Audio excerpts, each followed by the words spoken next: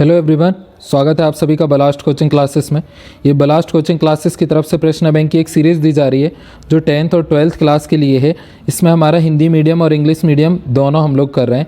तो इस सीरीज़ में हम लोग इसमें देख रहे हैं 2021 और 22 की क्वेश्चन बैंक फिजिक्स की क्लास 12th के लिए। इससे पहले इंग्लिश मीडियम की हम देख चुके हैं, ये हमारी है हिंदी मीडियम की। तो इसमें हम लोग इससे पहले हम ये और देख लेते हैं कि जो बलास्ट कोचिंग क्लासेस का यूट्यूब का चैनल है, इसको आपको सब्सक्राइब कर लेना है। और हमने कुछ 12th क्लास के लिए प्लेलिस्ट दे करके रखी हैं, जैसे 12th class full solution question bank, इसको भी आपको देख लेनी है। 12th class question bank MP board ये देख लेनी है। और 12th क्लास परीक्षा board 2022 all subject complete book MCQ, तो ये भी आपको देख लेना है। साथ ही हम लोग लाइव स्ट्रीमिंग भी करते हैं हर संडे को शाम को 6:30 पर।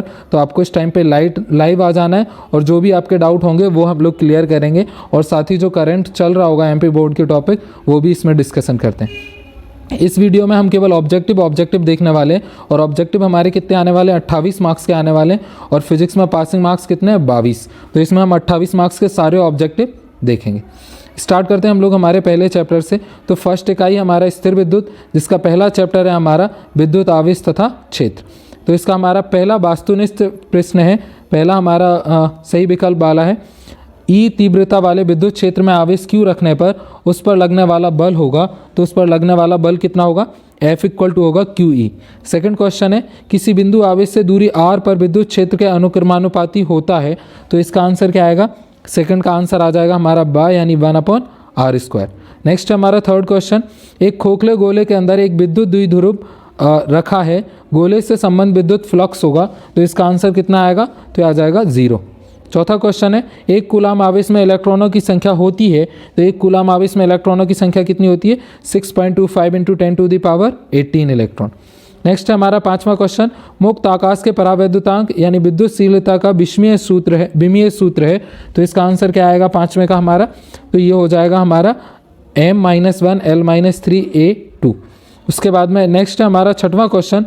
तो 6 क्वेश्चन है, किसी विद्युत द्विध्रुव के केंद्र से दूरी r पर विद्युत क्षेत्र अनुक्रमानुपाती होता है। तो इसका आंसर आएगा हमारा 1/r³ के।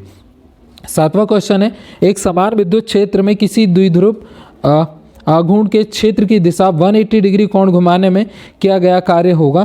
तो इसमें किया गया कार्य कितना होगा? तो आ जाएगा 2PE। नेक्स्ट है आठवां, एक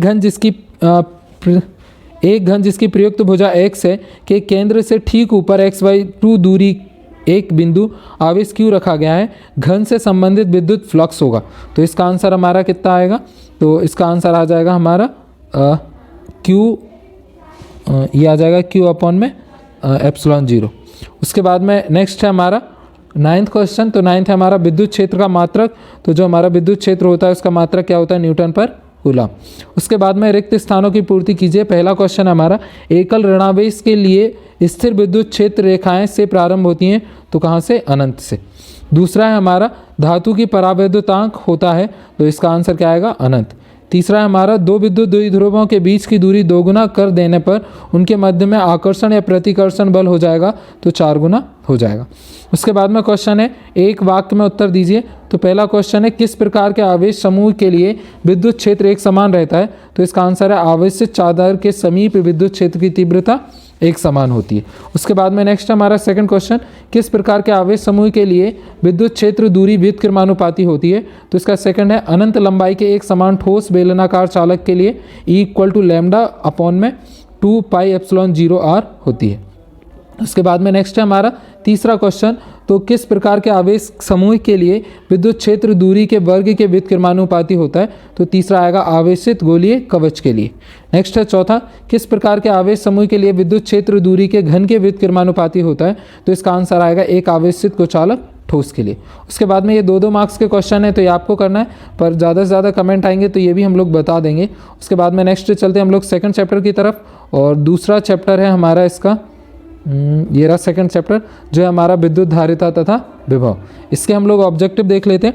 तो पहला क्वेश्चन है इसका हमारा, सही विकल्प चुनिए, जिसमें फर्स्ट है हमारा, समविभव पृष्ठ और विद्युत क्षेत्र रेखाओं के बीच का कोण होता है। तो इनके बीच का कोण हमारा कितना होता है? तो ये आ जाएगा 90 डिग्री। उसके बाद में दूसरा क्वेश्चन है हमारा, दो बिंदु आवेश Q से एक दूसरे से 2a दूरी पर रखे हैं, इनके ठीक मध्य बिंदु पर विद्युत विभव होगा। तो इसका आंसर क्या आएगा? 0। उसके बाद में नेक्स्ट हमारा थर्ड क्वेश्चन, 10 कूलाम आवेश देने से किसी चालक के विभव में 2 वोल्ट की वृद्धि हो जाती है तो चालक की धारिता होगी, तो इसका आंसर क्या आ जाएगा थर्ड का 5 फैराड। उसके बाद में नेक्स्ट है हमारा फोर्थ क्वेश्चन, 2 संधारित्र को समांतर क्रम में जोड़ने पर प्रत्येक संधारित्र पर समान होगा, तो इसका आंसर क्या आएगा फोर्थ का विभव समान होगा। नेक्स्ट हमारा पांचवा, समान धारिता के 2 संधारित्र पहले समांतर क्रम में तथा फिर श्रेणी क्रम में जोड़े जाते हैं, दोनों स्थितियों में परिणामी धारिता का अनुपात होगा, तो इसका आंसर क्या आ जाएगा हमारा, तो आ जाएगा 4:1। उसके बाद में नेक्स्ट है हमारा 6, आवेश 2 माइक्रो कूलाम से 5 मीटर दूर स्थित बिंदु पर विभव का मान होगा, तो इसका आंसर कितना आएगा, तो ये आ जाएगा हमारा 3.6 × 10⁻³ वोल्ट। उसके बाद में नेक्स्ट है हमारा रिक्त स्थानों की पूर्ति कीजिए, तो पहला हमारा 1 फैराड बराबर कितने स्टेप फैराड होता है, तो इसका आंसर आएगा 9 × 10⁻11। सेकंड है हमारा जूल बराबर कूलाम मल्टीप्लाई वोल्ट। उसके बाद में नेक्स्ट है हमारा एक वाक्य में उत्तर दीजिए, तो पहला क्वेश्चन है हमारा, समांतर प्लेट संधारित्र को प्लेटों के बीच की दूरी बढ़ाने से उसकी धारिता पर क्या प्रभाव पड़ता है, तो उसकी धारिता कैसी हो जाती है, कम हो जाती है। दूसरा क्वेश्चन है हमारा, समांतर प्लेट संधारित्र की प्लेटों के बीच की वायु के स्थान पर कागज भरने पर उसकी धारिता पर क्या प्रभाव पड़ता है, तो ये बढ़ जाती है। चौथा हमारा, इलेक्ट्रॉन वोल्ट किसका मात्रक है, तो जो हमारा 1 इलेक्ट्रॉन वोल्ट होता है ये हमारा वर्क यानी विभव क्षेत्र में किए गए कार्य का मात्रक है, यानी किसका है, वर्क डन का है। उसके बाद में ये आपके अति लघु उत्तरीय प्रश्न है, तो ये आपको करना है। नेक्स्ट चलते हैं हम लोग थर्ड चैप्टर की तरफ, और तीसरा चैप्टर है हमारा विद्युत धारा। तो थर्ड चैप्टर को हम लोग देख लेते हैं। तीसरा ये रहा हमारा थर्ड चैप्टर जो कि हमारा विद्युत धारा। तो सबसे पहले इसके ऑब्जेक्टिव देख लेते हैं। तो फर्स्ट क्वेश्चन है हमारा, सही विकल्प चुन करके लिखिए। पहला क्वेश्चन, ताप बढ़ाने पर प्रतिरोध घटता है, तो इसका आंसर क्या आएगा, अर्धचालक का। दूसरा हमारा, अति चालक पदार्थ की चालकता होती है, तो ये कितनी होती है, अनंत होती है। तीसरा क्वेश्चन है हमारा, विद्युत सेल स्रोत है, तो ये किसका है, विद्युत ऊर्जा का। चौथा है हमारा, किसी तार की प्रतिरोधकता निर्भर करती है, तो इसका आंसर किस पे आएगा, पदार्थ पर निर्भर करती है। उसके बाद में नेक्स्ट है, रिक्त स्थानों की पूर्ति कीजिए। तो पहला क्वेश्चन है हमारा, किरचॉफ का प्रथम नियम के सिद्धांत पर आधारित है, तो किरचॉफ का पहला नियम आवेश संरक्षण के सिद्धांत पर आधारित है। दूसरा है, किरचॉफ का द्वितीय नियम के सिद्धांत पर आधारित है, तो किरचॉफ का दूसरा नियम ऊर्जा संरक्षण के सिद्धांत पर आधारित है। तीसरा हमारा, विद्युत धारा राशि है, तो विद्युत धारा की एक अदिश राशि है। चौथा हमारा, विद्युत धारा घनत्व राशि है, तो विद्युत धारा घनत्व सदिश राशि है। पांचवा हमारा, मीटर सेतु के सिद्धांत पर काम करता है, तो मीटर सेतु व्हीटस्टोन ब्रिज के सिद्धांत पर काम करता है। उसके बाद में नेक्स्ट है हमारा, एक वाक्य और एक शब्द में उत्तर दीजिए। तो पहला क्वेश्चन है हमारा, विभव मापी की संतुलित स्थिति में इसका कितना प्रतिरोध होता है, तो आंसर आएगा अनंत। दूसरा हमारा, अनुगमन वेग और विद्युत क्षेत्र की तीव्रता में संबंध लिखिए। तो अनुगमन वेग और विद्युत क्षेत्र की तीव्रता में हमारा क्या संबंध है, Vd = -EA/mT। थर्ड है हमारा, एक तार को खींचकर उसकी लंबाई 3 गुना कर दी जाती है, तो ज्ञात कीजिए कि उसके प्रतिरोध कितना गुना हो जाएगा, तो उसका प्रतिरोध 9 गुना हो जाएगा। नेक्स्ट है हमारा चौथा, विभव प्रवणता का ऐसा ही मात्रक लिखिए। तो विभव प्रवणता का ऐसा ही मात्रक क्या होगा हमारा, वोल्ट पर मीटर। उसके बाद में चलते हैं हम लोग नेक्स्ट चैप्टर की तरफ, और फोर्थ चैप्टर है हमारा, गतिमान आवेश और चुंबकत्व। तो फोर्थ चैप्टर पे चलते हैं। तो ये रहा हमारा फोर्थ चैप्टर जो है हमारा, गतिमान आवेश और चुंबकत्व। इसका हम लोग पहला क्वेश्चन देख लेते हैं। तो फर्स्ट क्वेश्चन है हमारा, सही विकल्प का चयन कीजिए। एक गतिमान उत्पन्न करता है, तो इसका आंसर क्या आएगा, एक गतिमान विद्युत क्षेत्र एवं चुंबकीय क्षेत्र दोनों को उत्पन्न करता है। दूसरा हमारा, धारावाही वृत्तीय कुंडली के केंद्र पर उत्पन्न चुंबकीय क्षेत्र होता है, तो ये कितना होता है, कुंडली के तल के लंबवत होता है। उसके बाद में नेक्स्ट है हमारा तीसरा क्वेश्चन, एक समान चुंबकीय क्षेत्र में गतिमान आवेश पर लगने वाला बल, तो इसके ऊपर लगने वाला बल कितना है, तो ये हो जाएगा QV vector cross B vector. उसके बाद में नेक्स्ट है हमारा फोर्थ क्वेश्चन, धारा मापी की कुंडली के साथ श्रेणी क्रम में उच्च प्रतिरोध जोड़ने पर बनता है, तो इसका आंसर क्या आएगा, वोल्ट मीटर। नेक्स्ट है पांचवा, किसी धारावाही परिनालिका के अंदर चुंबकीय क्षेत्र होता है, तो पांचवें का आंसर क्या आएगा, एक समान। नेक्स्ट है हमारा छठवां क्वेश्चन, तो ये हमारा, एक आवेशित कण समचुंबकीय क्षेत्र में इसके समांतर प्रवेश करता है, तो कण का पथ कैसा होता है, तो इसका आंसर आ जाएगा 6 का हमारा, सरल रेखा में होता है। नेक्स्ट हमारा, रिक्त स्थानों की पूर्ति कीजिए। पहला क्वेश्चन है, एक समान चुंबकीय क्षेत्र में लटके धारावाही लूप पर लगने वाला बल आघूर्ण अधिकतम होता है, जबकि लूप पर तल पर चुंबकीय क्षेत्र के होता है, तो कैसा होता है, लंबवत। दूसरा, एक आदर्श अमीटर का प्रतिरोध होता है तो शून्य। तीसरा, एक आदर्श वोल्टोमीटर का प्रतिरोध कैसा होता है? अनंत। चौथा, संट का हमेशा क्रम में जोड़ा जाता है तो समांतर। पांचवा, हमारा चुंबकीय क्षेत्र में गतिमान आवेश पर लगने वाला बल को हम क्या कहते हैं? लॉरेंज बल कहते हैं। उसके बाद में नेक्स्ट है हमारा, एक वाक्य में उत्तर दीजिए। तो पहला क्वेश्चन है इसका हमारा, चुंबकीय क्षेत्र की तीव्रता का एसआई मात्रक क्या है? तो इसका मात्रक है टेस्ला। दूसरा है, दो समांतर चालकों के एक ही दिशा में धारा प्रवाहित हो रही है तब उनके मध्य लगने वाला बल की प्रकृति कैसी होगी? तो ये होगा हमारा आकर्षित बल का। तीसरा है हमारा, धारावाही कुंडली के केंद्र पर चुंबकीय क्षेत्र के मान को लिखिए। तो इसके केंद्र पर चुंबकीय क्षेत्र का मान क्या होता है? μ0/2r और मल्टीप्लाई आई। चौथा क्वेश्चन है, 90 ओम प्रतिरोध की कुंडली वाले धारामापी में से मुख्य धारा का 10% प्रवाहित करना है तो संट का प्रतिरोध क्या होगा? तो संट का प्रतिरोध कितना होगा? 11 ओम। उसके बाद में पांचवा है, धारावाही विद्युत 5 के चुंबकीय आघूर्ण का सूत्र लिखिए। तो यहाँ पे n बराबर होता है NIA। उसके बाद में नेक्स्ट होता है हमारा छठवां, द्रव्यमान स्पेक्ट्रोमीटर क्या है? तो ये हमारा क्या है? रासायनिक पदार्थों को उनके द्रव्यमान और आवेश के अनुपात को मापने की तकनीकी है। सातवां हमारा, धारामापी की कुंडली के बीच में नर्म लोहे का क्रोड क्यों रखा जाता है? तो इसका आंसर क्या है? नर्म लोहे की चुंबकशीलता अधिक होती है, इसलिए नर्म लोहे का क्रोड रखा जाता है। ये आपको अति लघु उत्तरीय क्वेश्चन आपको करना है और जितने भी ये 1 वर्ड वाले थे ये उन सब के आंसर हैं। उसके बाद में हम लोग चलते हैं अगले चैप्टर की तरफ और इसके बाद में अगला चैप्टर है हमारा है तो 6th चैप्टर और जो है हमारा विद्युत चुंबकीय प्रेरण। जो हमारा 5वां चैप्टर है वो हट गया है, तो नेक्स्ट हम लोग 6th चैप्टर की तरफ चलते हैं। ये रहा हमारा विद्युत चुंबकीय प्रेरण। इसका पहला क्वेश्चन हमारा, सही विकल्प का चयन कीजिए। पहला है, विद्युत चुंबकीय प्रेरण में प्रेरित विद्युत वाहक बल निम्न में से स्वतंत्र है। तो इसका आंसर क्या आएगा? कुंडली का प्रतिरोध। दूसरा हमारा, लेंज का नियम संबंधित है। तो जो हमारा लेंज का नियम है वो किससे संबंधित है? ऊर्जा संरक्षण के नियम से।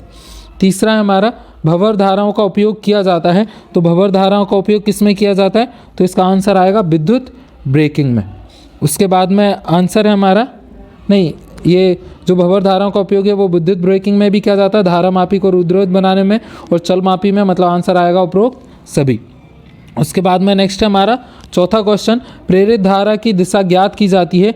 तो ये हमारी किससे ज्ञात की जाती है? तो आएगा लेंज के नियम से भी की जाती है, फ्लेमिंग के दाएं हाथ के नियम से भी की जाती है।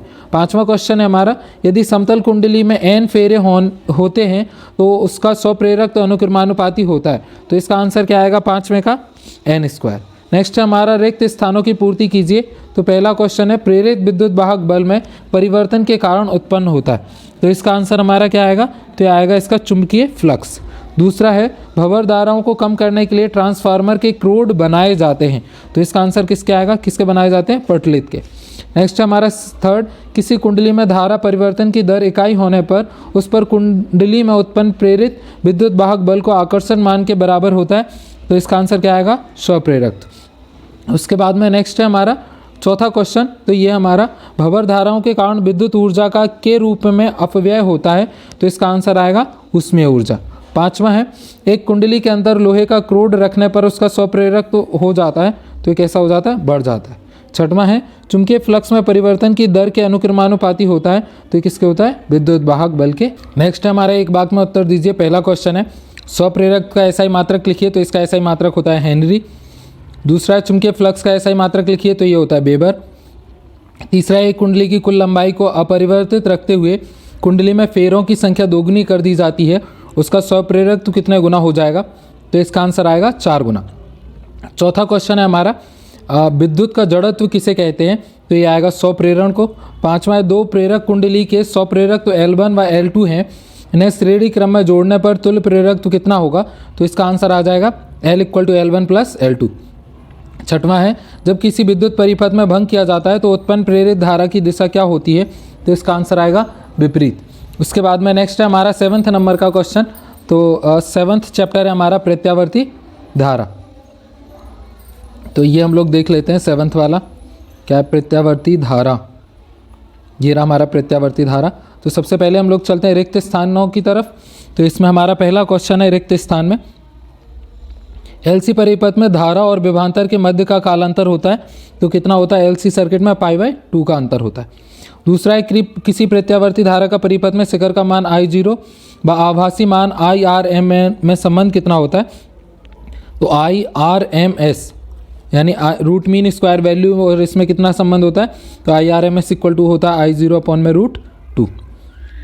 नेक्स्ट है हमारा थर्ड क्वेश्चन। तो थर्ड है हमारा उच्चई ट्रांसफार्मर की प्राथमिकता कुंडली में फेरों की संख्या द्वितीय की तुलना में होती है, तो ये कैसी होती जाती है? कम होती जाती है। चौथा हमारा प्रत्यावर्ती धारा मापने के उपकरण प्रभाव पर आधारित होते हैं, तो ये किसका? ऊष्मीय धारा के। पांचवा है एक शुद्ध धारितीय परिपथ में धारा आगे बल से कला में बाहित या विद्युत बाहित होती है, तो इसका आंसर क्या आएगा? π/2 में। उसके बाद में नेक्स्ट हमारा सही विकल्प चूज कीजिए। तो इसका पहला क्वेश्चन है हमारा एक संधारित्र अपने से गुजर जाने देता है, तो इसका आंसर क्या आएगा? एक संधारित्र अपने में से क्या गुजरने जाने देता है? केवल AC। दूसरा है ट्रांसफार्मर कोड को निम्न प्रभाव कम करने के लिए पटलित किया जाता है, तो इसका आंसर क्या आएगा हमारा? यह आएगा भंवर धारा। थर्ड है यांत्रिक ऊर्जा को विद्युत ऊर्जा में बदलने की युक्ति को हम कहते हैं, तो इसका आंसर क्या आएगा? AC generator. उसके बाद में नेक्स्ट है हमारा फोर्थ क्वेश्चन।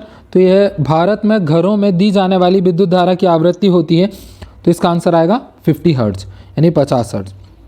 नेक्स्ट है हमारा एक वाक्य में उत्तर दीजिए। पहला है किसी प्रत्यावर्ती धारा का शिखर का मान I0 है, एक पूर्ण चक्र में इसका औसत मान कितना होगा? तो कितना होगा? 0। दूसरा है प्रतिघात का ऐसा ही मात्रक लिखिए, तो ये क्या होता है? ओम। तीसरा है वॉटहीन धारा का क्या अर्थ है? तो परिपथ में ऊर्जा का कोई क्षय नहीं होता है, ये हमारा क्या कहलाती है? वॉटहीन धारा का अर्थ है।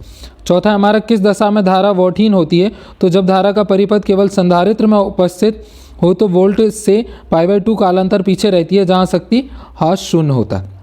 नेक्स्ट है हमारा सही जोड़ी। तो इसमें हमारा प्रेरण प्रतिघात, तो ये हमारा मैच करेगा ω/L को। दूसरा है हमारा धारतीय प्रतिघात, तो ये हमारा मैच करेगा 1/ωc यानी 1/2πfc। तीसरा है हमारा तो ये RL परिपथ का, तो ये हमारा मैच करेगा किसको?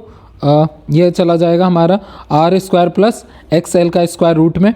नेक्स्ट है हमारा RC, तो ये हमारा हो जाएगा RC वाला R² प्लस XC का स्क्वायर रूट में।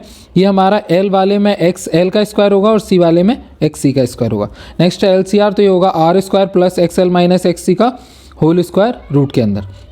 उसके बाद में अति लघु उत्तरीय प्रश्न है, तो ये आपको करना है। हम लोग चलते हैं अगले चैप्टर की तरफ। तो नेक्स्ट चैप्टर है हमारा 8th चैप्टर विद्युत चुम्बकीय तरंग है। तो 8th चैप्टर पे चलते हैं, विद्युत चुम्बकीय तरंग है। ये हमारा 8th चैप्टर, जिसमें पहला वस्तुनिष्ठ प्रश्न है, जिसमें रिक्त स्थानों की पूर्ति कीजिए। तो पहला क्वेश्चन है अंधेरे में फोटोग्राफी के लिए तरंगों का उपयोग किया जाता है, तो कौन सी तरंग है? अवरक्त तरंग है। नेक्स्ट है हमारा दूसरा पृथ्वी तल से ओजोन परत की लगभग ऊंचाई होती है, तो ये 50 किलोमीटर।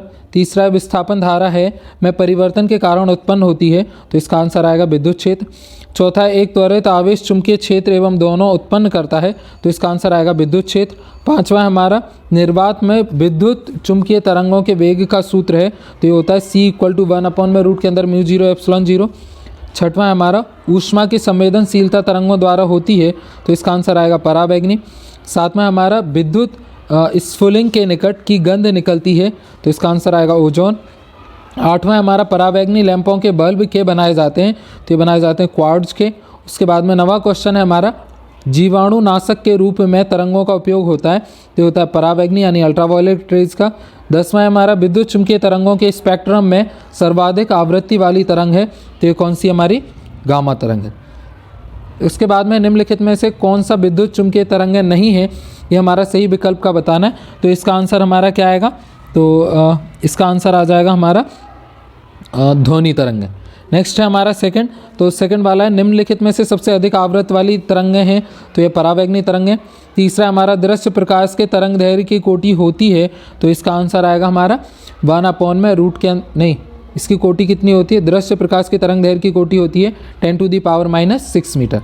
उसके बाद में नेक्स्ट है हमारा फोर्थ, विद्युत चुम्बकीय तरंगों का वेग होगा, तो विद्युत चुम्बकीय तरंगों का वेग कितना होगा? 1/√रूट के अंदर μ0ε0। नेक्स्ट है हमारा पांचवा, निम्नलिखित में से किसका तरंग दैर्घ्य सबसे कम होता है? तो सबसे तरंग दैर्घ्य होता है किरणों का। पांचवा, निम्न में से किसकी आवृत्ति सबसे कम होती है? तो यह आएगा गामा रेस की। नेक्स्ट क्वेश्चन है हमारा सातवां, विद्युतीय तरंग से विद्युत क्षेत्र के परिमाण चुंबक ई तथा चुंबकीय क्षेत्र के परिमाण बी में संबंध है। तो इसका आंसर क्या आएगा हमारा B equal to E upon में सी। 8वां क्वेश्चन है, यदि विद्युतीय तरंगों में विद्युत वेक्टर चुंबक अक्ष में तथा चुंबकीय वेक्टर वाई अक्ष में हो तो उसकी संरचना दिशा क्या होगी? तो इसका आंसर आएगा हमारा जेड अक्ष में। 9th हमारा ओजोन मंडल अवशोषित करता है, तो ये क्या अवशोषित करता है? परावैंगनी विकिरण। उसके बाद में नेक्स्ट एक वाक्य में उत्तर दीजिए। तो पहला क्वेश्चन है हमारा, दृश्य प्रकाश का तरंग दैर्घ्य परास बताइए। तो इसका परास होता है 10⁻⁻6 टू 10⁻⁵। दूसरा हमारा, दूर संचार के लिए किन तरंगों का उपयोग किया जाता है? तो ये किया जाता है EMW रेडियो वेव्स का। तीसरा हमारा, सूक्ष्म तरंगों के तरंग दैर्घ्य का परास लिखिए। तो ये होता है 10⁻³ टू 10⁻0। चौथा हमारा, विद्युत चुम्बकीय तरंग क्या है? तो विद्युत चुम्बकीय तरंग उन तरंगों को कहते हैं जिनमें विद्युत क्षेत्र और चुम्बकीय क्षेत्र एक दूसरे के लंबवत इस प्रकार ज्यामिति की दोलन करते हैं कि ये दोलन तरंग संरचना की दिशा में लंबवत होता है। 5वां है, यदि पृथ्वी पर वायुमंडल ना हो तो पृथ्वी तल का तापमान ताप की अपेक्षा कितना होगा? तो ये अभी की अपेक्षा 100 या उससे भी अधिक होगा। नेक्स्ट है, उचित संबंध जोड़ी बनाइए। तो पहला है रेडियो तरंगें, तो ये क्या इसको आएगा? मार्कोनी को। दूसरा है हमारा परावैंगनी किरणें, तो ये किसको जाएगा? रिटर को। तीसरा है हमारा एक्स रेज, तो ये किसको मैच करेगा? रॉन्टजन को। चौथा है हमारा गामा रेज, तो ये किसको मैच करेगा? बेकरल को। 5वां हमारा दृश्य प्रकाश, तो ये किसको मैच करेगा? न्यूटन को। और 6वां हमारा अवरक्त किरणें, तो ये किसको करेगा? विलियम हर्शेल को। उसके बाद में हम लोग चलते हैं नेक्स्ट चैप्टर की तरफ, और अगला चैप्टर है हमारा 9 जो है प्रकाश या किरण प्रकाश की। तो इसका पहला क्वेश्चन है हमारा, रिक्त स्थानों की पूर्ति कीजिए। पहला, एक सूक्ष्मदर्शी की लंबाई बढ़ाने पर उसकी आवर्धन क्षमता क्या होती है? बढ़ जाती है। दूसरा, लेंस की क्षमता का मात्रक डायोप्टर होता है। तीसरा, आकाश का नीला दिखाई देना प्रकाश के कारण होता है, तो ये प्रकीर्णन के कारण होता है। चौथा है, एक स्वस्थ नेत्र के लिए स्पष्ट दृष्टि की न्यूनतम दूरी होती है, तो ये होती है 25 सेंटीमीटर। और 5वां, चंद्रमा से देखे जाने पर आकाश का रंग कैसा दिखाई देता है? तो ये होता है काले रंग का। उसके बाद में नेक्स्ट है हमारा, निम्नलिखित प्रश्नों के उत्तर सही विकल्प में दीजिए। तो पहला है हमारा, निम्नलिखित में से किस रंग के लिए कांच का अपवर्तनांक न्यूनतम होता है? तो इसका आंसर हमारा क्या आ जाएगा? लाल का। दूसरा है हमारा, एक लेंस की फोकस दूरी किस रंग के लिए न्यूनतम होती है? तो इसका आंसर क्या आएगा हमारा? सेकंड का, तो ये आ जाएगा बैगनी। थर्ड है, हीरे की चमक का कारण है, तो इसका आंसर हमारा क्या आएगा? पूर्ण आंतरिक परावर्तन। चौथा क्वेश्चन है हमारा, 20 सेंटीमीटर फोकस दूरी वाला अवतल लेंस और 25 सेंटीमीटर फोकस वाला उत्तल लेंस संपर्क में रखे जाएं तो संयोजन की फोकस दूरी क्या होगी? तो ये कितनी होगी? 45 सेंटीमीटर। उसके बाद में नेक्स्ट है, एक वाक्य में उत्तर दीजिए। तो पहला क्वेश्चन है हमारा, किस द्रव की क्रांतिक कोण और अपवर्तनांक कोण में संबंध लिखिए। तो इनमें हमारा संबंध क्या होता है? म्यू इक्वल टू 1 अपॉन में साइन आई, या फिर इसको हम लोग लिख सकते हैं mu equal to cosec I. Next है हमारा, लेंस के लिए यू वी एफ में संबंध लिखो। तो लेंस के लिए हमारा क्या होता है? 1 अपॉन में F equal to 1 upon V minus 1 upon U. Lens next हमारा तीसरा, लेंस द्वारा उत्पन्न रेखीय आवर्धन का सूत्र लिखो। तो लेंस द्वारा जो हमारा आवर्धन होता है वो कितना होता है? M equal to I upon में ओ। आई मतलब हाइट ऑफ इमेज, ओ मतलब हाइट ऑफ ऑब्जेक्ट। नेक्स्ट हमारा चौथा क्वेश्चन, उस माध्यम का अपवर्तनांक ज्ञात कीजिए जिसका क्रांतिक कोण 45 हो। तो उसका हमारा कितना आ जाएगा? तो इसमें जैसे ही हम वैल्यू रख करके देखेंगे तो म्यू इक्वल टू आ जाएगा हमारा 1 अपॉन √2। ठीक है, सॉरी, म्यू इक्वल टू कितना आ जाएगा? √2 आ जाएगा। नेक्स्ट हमारा 5वां, 10 सेंटीमीटर फोकस दूरी वाले उत्तल लेंस से बने सरल सूक्ष्मदर्शी की नेक्स्ट क्या है कि आवर्धन क्षमता कितनी होगी जबकि प्रतिबिंब अनंत पर बने? तो इसका आंसर क्या आएगा हमारा? 0। नेक्स्ट है हमारा 6वां, 10 सेंटीमीटर गहराई वाले बर्तन में कोई द्रव भरा है, तल पर रखे सिक्के की गहराई 8 सेंटीमीटर मापी जाती है, द्रव का अपवर्तनांक कितना होगा? तो इसका आंसर क्या आएगा कि इसका अपवर्तनांक कितना होगा हमारा? तो ये हो जाएगा हमारा 1.25। 7वां क्वेश्चन है, उत्तल लेंस के द्वारा आभासी प्रतिबिंब किस स्थिति में बनता है? तो इसका आंसर आएगा जब वस्तु फोकस तथा लेंस के बीच में रखी जाती है तो ये कैसा बनाता है? आभासी प्रतिबिंब बनाता है। उसके बाद में नेक्स्ट है ये अति लघु उत्तरीय प्रश्न है, तो ये आपको करना है। हम लोग चलते हैं नेक्स्ट चैप्टर की तरफ, क्योंकि इस वीडियो में हम ऑब्जेक्टिव देख रहे हैं और इसका PDF आपको टेलीग्राम के चैनल पे मिल जाएगा। नेक्स्ट है हमारा 10वां चैप्टर जो है हमारा तरंग प्रकाश की। इसका पहला क्वेश्चन है, रिक्त स्थानों की पूर्ति कीजिए। तो पहला है, ज्यामिति छाया में प्रकाश के अतिक्रमण को कहते हैं, तो इसको हम क्या कहते हैं? विवर्तन। दूसरा क्वेश्चन है हमारा, श्वेत प्रकाश में पतली फिल्म के रंगीन दिखाई देने की घटना है, तो ये किसके कारण है? व्यतिकरण के। तीसरा है हमारा, तरंग संरचना के दौरान समान कला में दोलन करते बिंदुओं के बिंदु पथ को कहते हैं, तो इसको क्या कहते हैं? तरंगार्घ। चौथा है हमारा, बिंदु स्रोत के कारण उत्पन्न तरंगार्घ होता है, तो इसका आंसर क्या आएगा? गोलीय। पांचवा है हमारा, तरंग स्रोत के प्रेक्षण से दूर जाने के कारण तरंग दैर्घ्य में वृद्धि को कहते हैं, तो उसको हम लोग क्या कहते हैं? अभिरक्त विस्थापन। छठवां है हमारा, प्रकाश की तरंग दैर्घ्य बढ़ने पर प्रकाशीय यंत्र की विभेदन क्षमता हो जाती है, तो ये क्या हो जाती है? कम हो जाती है। उसके बाद में नेक्स्ट है हमारा, सही विकल्प चुनिए। तो इसमें हमारा पहला क्वेश्चन है, तरंगें एक स्थान से दूसरे स्थान तक संचरण करती हैं, तो इसका ऑप्शन क्या आएगा पहले का? तो ये ऊर्जा के साथ संचरण करती हैं। उसके बाद में नेक्स्ट है हमारा सेकंड, व्यतिकरण होता है, तो इसका आंसर हमारा क्या आएगा? अनुप्रस्थ तरंगों में। तीसरा है, अच्छे विभेदन के लिए किसी दूरदर्शी में होता है, तो इसका आंसर क्या आएगा हमारा? अधिक व्यास का अभिदृश्य। चौथा क्वेश्चन है हमारा, ध्रुवणम होता है, तो इसका आंसर क्या आएगा हमारा? तो ये आ जाएगा हमारा, ध्रुवणम कहाँ होता है? तो ये आ जाएगा हमारा अनुप्रस्थ तरंगों में। नेक्स्ट है हमारा, फ्रेनलन दूरी है, तो इसका आंसर क्या आएगा हमारा? a² lambda. नेक्स्ट है हमारा 11th क्वेश्चन, विकिरण तथा द्रव के द्वैत प्रकृति। तो इसका पहला क्वेश्चन है हमारा, रिक्त स्थानों की पूर्ति कीजिए। तो जिसमें पहला है हमारा, प्रकाश विद्युत प्रभाव में प्रकाश ऊर्जा का स्थानांतरण होता है, तो होता है ऊर्जा में, तो इसका आंसर आएगा विद्युत। दूसरा है, विकिरण की प्रकृति होती है, तो ये होती है द्वैत। तीसरा है हमारा, द्रव तरंगों का प्रदर्शन प्रयोग द्वारा किया गया है, तो इसका आंसर आएगा डेविसन जर्मन। चौथा है हमारा, प्रकाश विद्युत प्रभाव की व्याख्या सर्वप्रथम ने की थी, तो आइंस्टीन ने की थी। पांचवा हमारा, फोटोन का ब्राह्म द्रव्यमान होता है, तो इसका आंसर आएगा 0। नेक्स्ट है हमारा, सही विकल्प का चयन कीजिए। तो पहला है, एक प्रकाश स्रोत से प्रकाश निम्न रूप से निकलता है, तो इसका आंसर हमारा क्या आएगा? तो ये आ जाएगा हमारा कैसे निकलता है? फोटोन के रूप में। दूसरा, एक फोटोन की ऊर्जा निम्न रूप से दी जाती है, तो इसका आंसर हमारा क्या आ जाएगा? तो ये आ जाएगा हमारा h/nu। नेक्स्ट है हमारा, इलेक्ट्रॉन से संबंधित पदार्थ तरंग है, तो इसका आंसर क्या आएगा? आकाश में एक निश्चित क्षेत्र में विभिन्न तरंग दैर्घ्य के रूप में। उसके बाद में नेक्स्ट है, एक वाक्य में उत्तर दीजिए। तो पहला क्वेश्चन है हमारा, धातु सतह से इलेक्ट्रॉन उत्सर्जन के लिए आवश्यक न्यूनतम ऊर्जा को क्या कहते हैं? तो इसको हम लोग बोलते हैं कार्यफलन। ठीक है। नेक्स्ट है सेकंड, एक इलेक्ट्रॉन वोल्ट को जूल में व्यक्त कीजिए। तो ये क्या है? यह ऊर्जा का छोटा मात्रक है, और किसी इलेक्ट्रॉन वोल्ट को जब हम इसको बदलते हैं तो हमारा कितना आता है? 1.6 × 10⁻⁻19 जूल। नेक्स्ट है हमारा थर्ड, किसी फोटोन से संबंधित डी ब्रॉगली तरंग दैर्घ्य बताइए। तो ये हो जाएगा, डी ब्रॉगली के अनुसार प्रत्येक गतिमान कण के साथ तरंग संलग्न होती है। गतिमान कण के साथ संलग्न इस तरंग को ही हमको क्या बोलते हैं? डी ब्रॉगली द्रव्य तरंग कहते हैं। चौथा, आइंस्टीन का प्रकाश विद्युत समीकरण लिखिए। तो इसका हमारा क्या होता है? HV0 = ½ mv² max. ठीक है। नेक्स्ट है उसके बाद में हमारा पांचवा क्वेश्चन, आपतित प्रकाश की तीव्रता बढ़ाने के लिए प्रकाश विद्युत धारा पर क्या प्रभाव पड़ता है? तो इसके ऊपर क्या प्रभाव पड़ता है? तो ये विद्युत धारा की तीव्रता बढ़ जाती है। उसके बाद में नेक्स्ट है हमारा 6 क्वेश्चन। तो छठवां क्वेश्चन है हमारा, आपतित प्रकाश की आवृत्ति बढ़ने पर प्रकाश विद्युत धारा पर क्या प्रभाव पड़ता है? तो इसमें हमारा क्या होता है? यदि V0 की आवृत्ति देली आवृत्ति V0 से अधिक हो तो EK में वृद्धि हो जाएगी।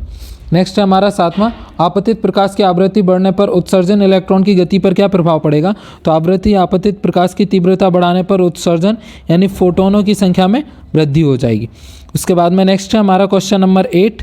तो 8वां क्वेश्चन है हमारा, फोटोन किसे कहते हैं? तो फोटोन प्रकाश के कणों को फोटोन कहते हैं। प्लांक के क्वांट सिद्धांत के अनुसार प्रकाश ऊर्जा के जो छोटे छोटे कण बंडलों के रूप में चलते हैं जिसे क्वांटा अथवा फोटोन कहते हैं। नेक्स्ट है हमारा 9th, प्रकाश विद्युत सेल किसे कहते हैं? तो प्रकाश विद्युत सेल हमारा क्या होता है?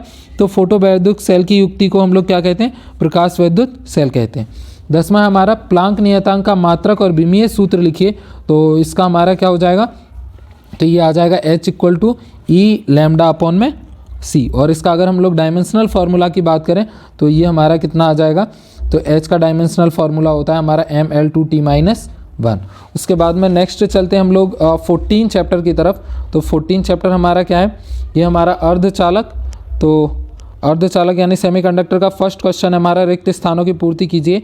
अशुद्धियाँ रहित चालक को अर्धचालक कहते हैं। तो ये कौन सा अर्धचालक कहते हैं? निंज या अंतर। दूसरा है, निंज अर्धचालक में परमाणु का अपमिश्रण करते करके n प्रकार का अर्धचालक प्राप्त किया जाता है। तो ये कौन से मिश्रण किया जाता है? पंच संयोजी। तीसरा है जेनर डायोड क्षेत्र में चलित होता है, तो इसका आंसर क्या आएगा? भंजन। चौथा है नैंड गेट से एंड गेट के साथ कौन से गेट को जोड़ा जाता है? तो नॉट को। पांचवा सभी गेट संख्याओं पर आधारित हैं, तो सभी गेट किस पर हैं?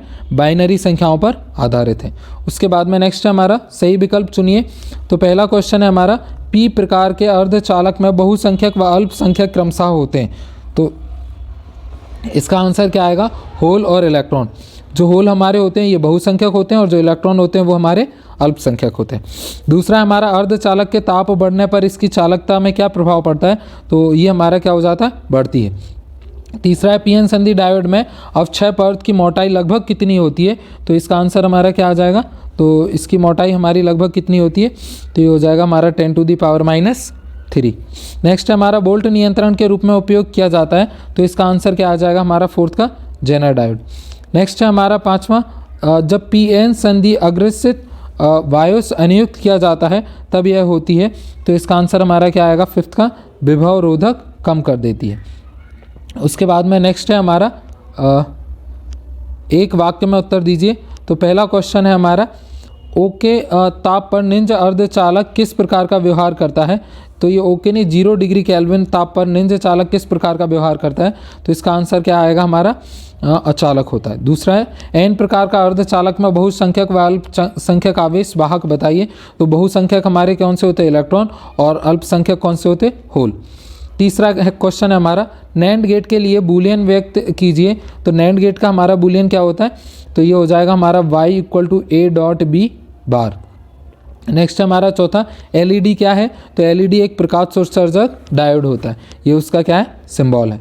नेक्स्ट हमारा पांचवा दिष्टकारी का कार्य कौन सी अर्धचालक युक्ति करती है? तो पीएन डायोड करती है।